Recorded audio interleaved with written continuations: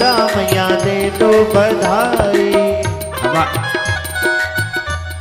हमारे बीच में हमारे अतिशय प्रिय वानप्रस्थ धाम के हमारे बड़े चहेते हमारे परम मित्र चतुर नारायण शास्त्री जी अंतर्राष्ट्रीय कथाव्यास का पदार्पण हो गया नंदोत्सव में। अब हम ये नंदोत्सव उनको ही समर्पित करते हैं और उनकी वाणी से नंदोत्सव थोड़ा सा भजन कीर्तन सुनेंगे। और आप लोग 2 मिनट के लिए बैठ जाइए, 2 मिनट के लिए बैठ जाइए। आप विचार करिए इतना प्रेम कौन कर सकता है। महाराज जी अभी कथा से ही आ रहे हैं, अभी थोड़ी देर पे ही टीवी में दिख रहे थे और रामांश जी भी आए हैं और ब्रह्म देवता सभी। रामांश जी आइए। तो इतना प्रेम की कथा पूर्ण हुई। भैया बैठ जाओ, सब लोग बैठ जाओ, बैठ जाओ सब लोग। कथा पूर्ण हुई और कथा पूर्ण के बाद हम लोग जान सकते हैं, हम लोग व्यास लोग हैं कि कथा पूर्ण के बाद कहाँ आराम करना चाहिए। लेकिन महाराज श्री ने प्रेम के कारण आराम नहीं करा, सीधे कथा के बाद यहीं आ गए। और सुनिए महाराज जी बड़ी बात कह रहे हैं कि भोजन जल भी नहीं लिया तो भोजन अपने ही साथ करेंगे। बोल वृंदावन बिहारी लाल की। तो आप सबसे हमारा निवेदन है भैया, मोहन पहले तो भैया लोगों को जल का है ना, चलो ठीक है।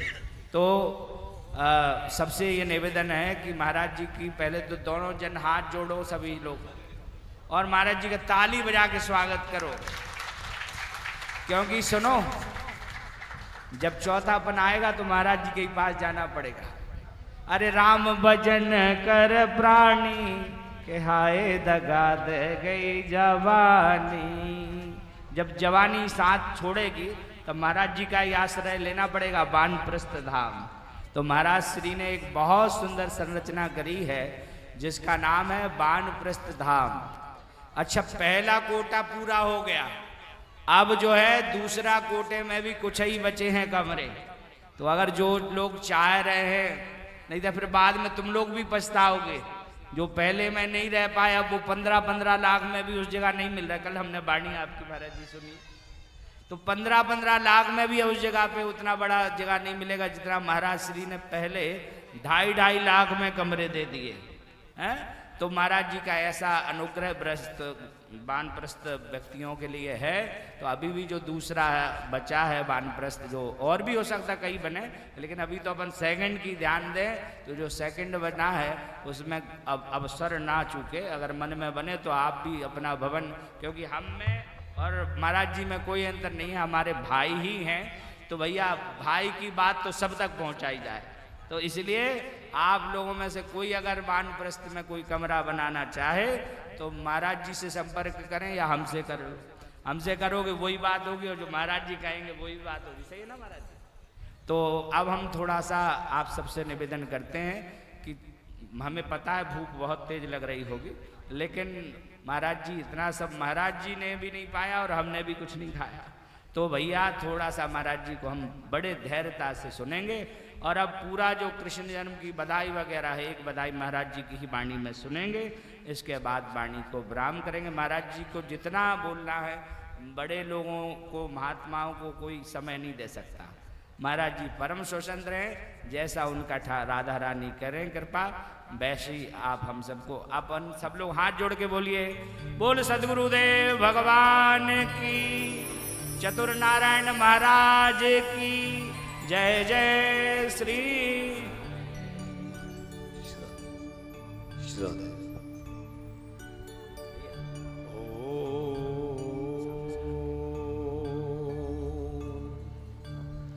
नमः परमहंसा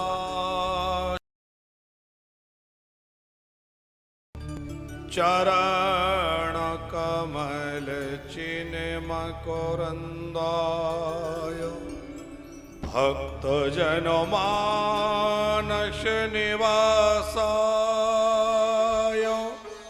श्री रामचंद्राय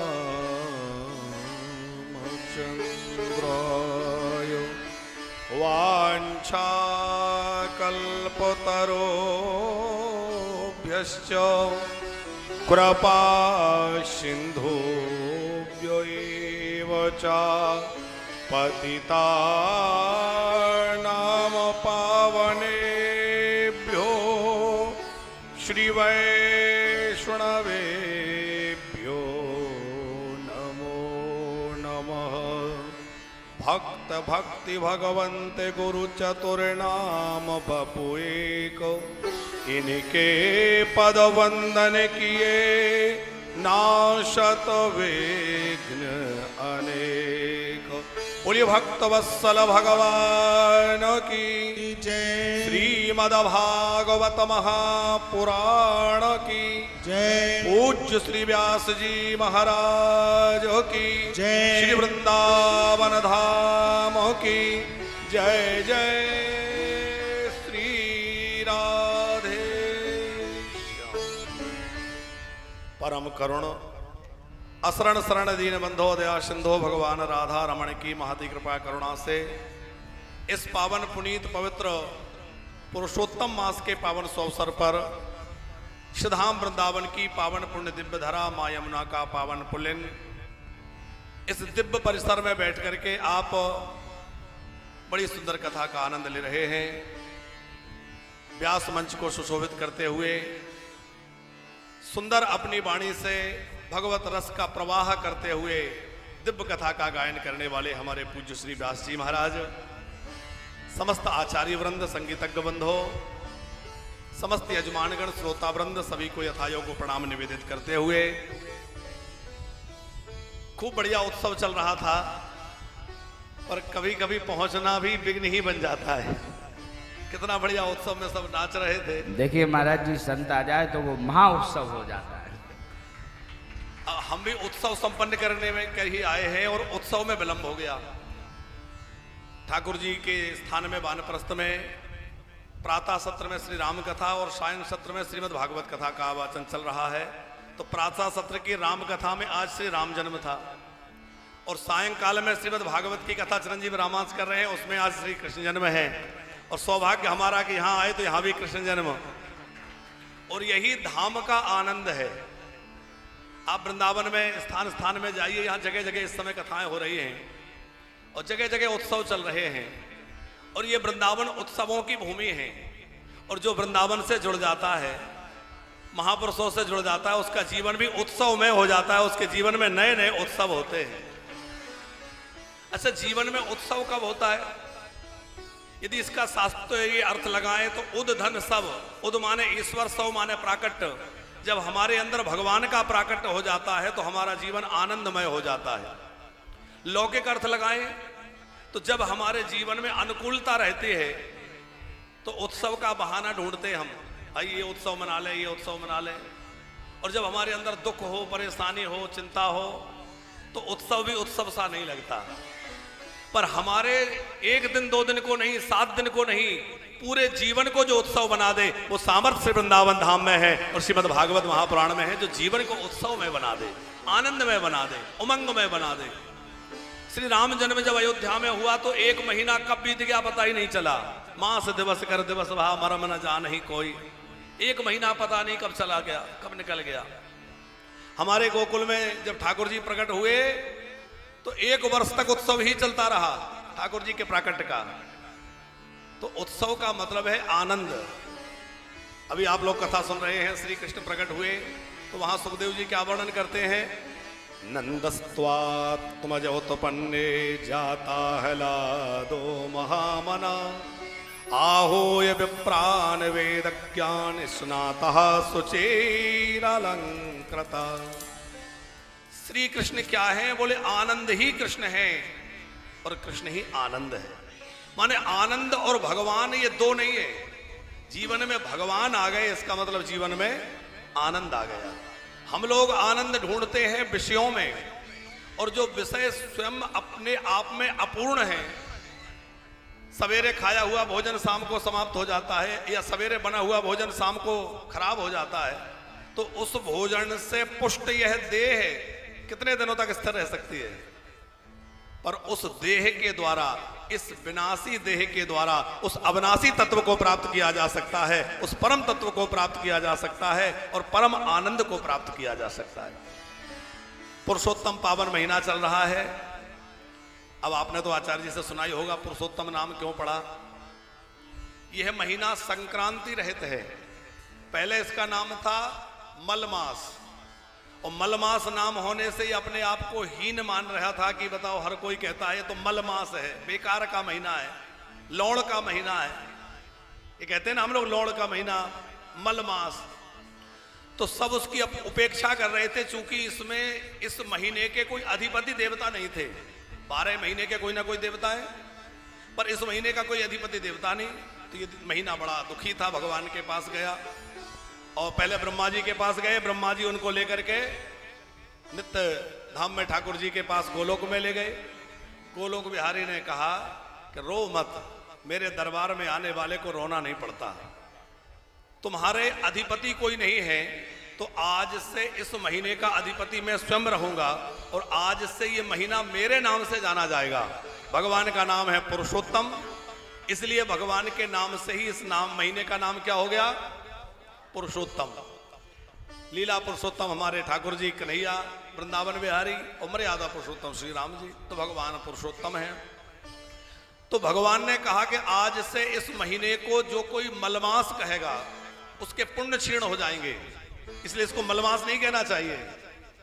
मलमास था, लेकिन भगवान ने इसको अपना लिया और अपना बना करके अपना नाम दे दिया, अपना स्वरूप दे दिया, और कहा कि 12 महीनों के महत्व से तुम्हारा महत्व जो है वो हजारों गुना अधिक होगा।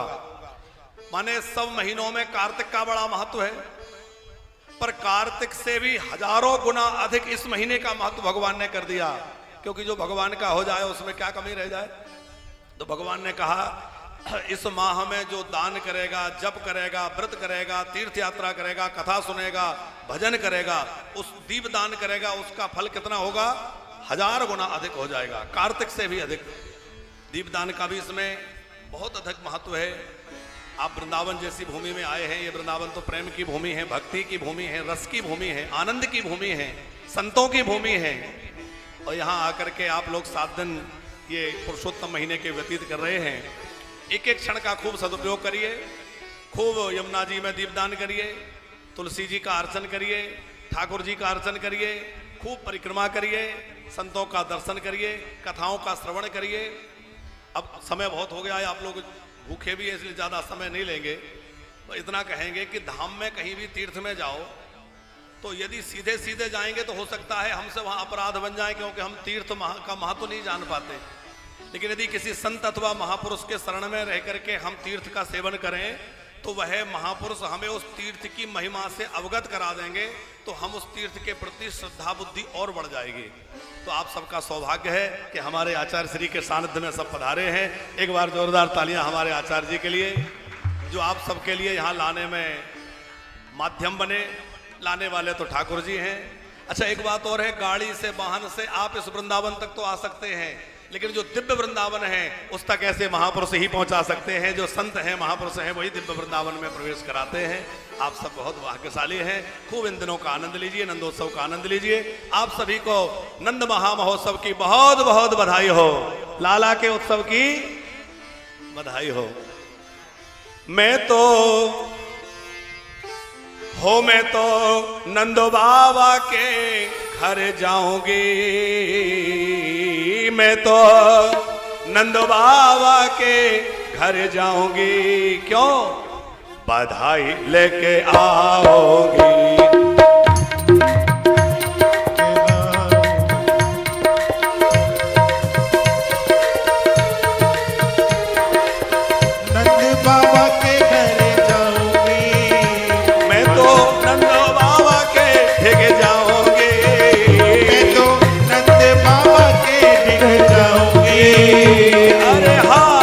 बधाई लेके आओगी, लेके आओगी, अरे हाँ हाँ, बधाई लेके आओगी,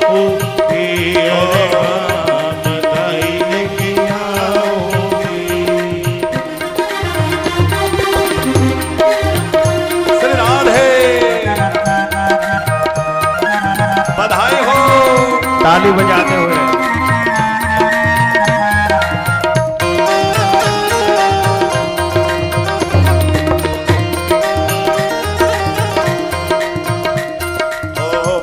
सुना है वहाँ लाला भयो है। मैंने सुनो है वहाँ लाला भयो है। मैंने सुना है वहाँ लाला भयो है। मैंने सुना है वहाँ लाला भयो है। लाला भी जग से निराला भयो है। लाला भी जग से निराला भयो है। लाला भी जग से निराला भयो है। लाला भी जग से निराला भयो है। जाके लाला के दर्शन पाओगे। वो जाके लाला के दर्शन पाओगे। अरे हाँ बधाई लेके आओगी। अरे हाँ बधाई लेके आऊंगी। अरे हाँ हाँ बधाई लेके आऊंगी। ओ मैं तो नन्नो बाबा के घर जाओगे। मैं तो नंद बाबा के घर जाऊंगी। ओ मैं तो नन्नो बाबा के घर जाओगे। मैं तो नंद बाबा के घर जाऊंगी। बधाई लेके आओगी। लेके आओ बधाई हो।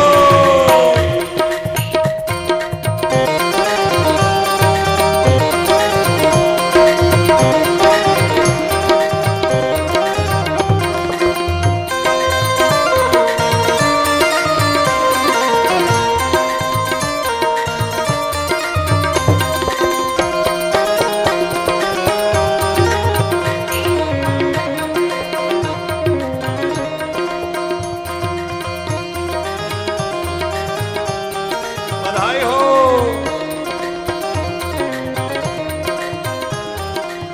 मैया से लूंगी मैं पचरंगी साड़ी। मैया से लूंगी मैं पचरंगी साड़ी। मैया से लूंगी मैं तो पचरंगी साड़ी। मैया से लूंगी मैं तो पचरंगी साड़ी। जयपुरिया लहंगावा में गोटे के किनारे। जयपुरिया लहंगावा में गोटे की किनारी। जयपुरिया लहंगावा में गोटे की किनारी। जयपुरिया लहंगावा में गोटे की किनारी। तामे लहरे लहरे लहराओगे। तामे लहरे लहरे लहराओगे। अरे हाँ बधाई लेके आओगी। बधाई लेके आओगी। ओ मैं तो नंद बाबा के घर जाओगे। मैं तो नंद बाबा के घर जाऊंगी। ओ मैं तो नंद बाबा के ढिग जाऊंगी। मैं तो नंद बाबा के घर जाऊंगी। अरे हाँ बधाई लेके आओगी। अरे हाँ बधाई लेके आऊंगी। अरे हाँ बधाई लेके आओगी। बधाई लेके आऊंगी। ओ नंद के आनंद भयो। जय कन्हैया लाल की। ओ नंद के आनंद भयो। जय कन्हैया लाल की। हाथी ने घोड़ा ने और दीदी पाल की। हाथी ने घोड़ा ने और दीदी पाल ओ की। नंद के आनंद भयो। जय कन्हैया लाल की। दे देरी मैया बधाई दे देरी मैया। ओ दे देरी मैया बधाई दे देरी मैया। कि तेरी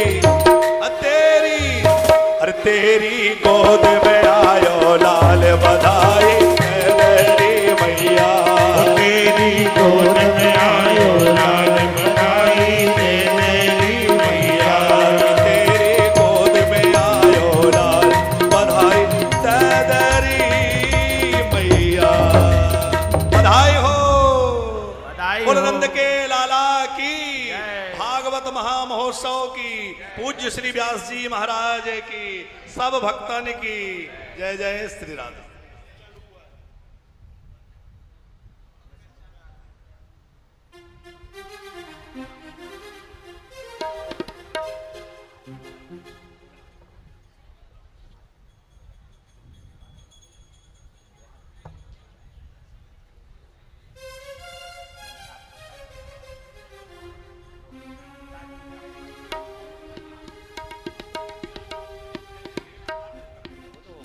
आरती की भैया तैयारी करो अजय, तुरंत जलाओ, दीप प्रज्वलित करो, दीप प्रज्वलित करो।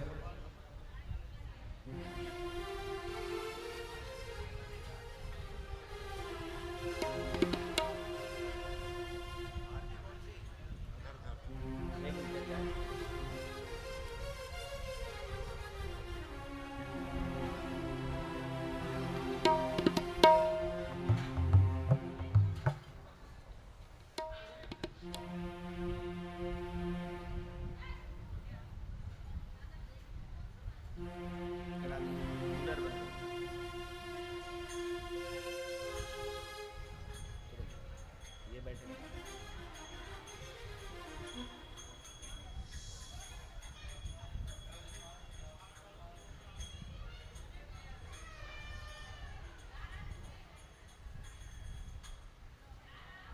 फोटो ले लेना। ताय कृष्णाय गोविंदाय नमो नमः। चलिए आरती प्रज्वलित